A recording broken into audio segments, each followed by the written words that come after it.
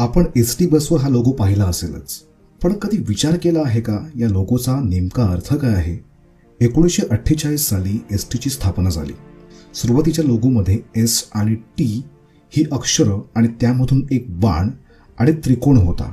हा बाण आणि त्रिकोण एसटीची प्रगती आणि गती दर्शवायचे. 1950 साली लोगोमध्ये बदल झाला. एसटी, त्रिकोण आणि बाण एका वर्तुळात आले.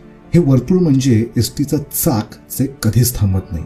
त्यावर सर्व्ह द ट्रॅव्हलर हे घोषवाक्य आलं आणि खालची पट्टी म्हणजे रस्ता, जो कितीही उंचसखल असला तरी एसटीची चाकं न थांबता त्यातनं सुरू राहतात. 1960 साली महाराष्ट्र राज्य स्थापनेनंतर स्टेट ट्रान्सपोर्ट महाराष्ट्र असं नाव मराठीत आलं. 1968 साली एसटीचा प्रशासकीय कारभार मराठीत सुरू झाला आणि सर्व्ह द ट्रॅव्हलर हे बदलून प्रवाशांच्या सेवेसाठी झालं. स्टेट ट्रान्सपोर्ट महाराष्ट्राचं महाराष्ट्र राज्य परिवहन झालं आणि मराठीतून एसटी हा शॉर्ट फॉर्म प्रचलित झाला.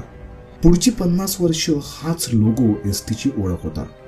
2017 साली जय महाराष्ट्र हे घोषवाक्य लोगोखाली जोडलं गेलं. तर असा आहे एसटीच्या लोगोचा प्रवास. कसा वाटला? कमेंट करा आणि अधिक माहितीसाठी फॉलो करा बस फॉर अस फाउंडेशनला.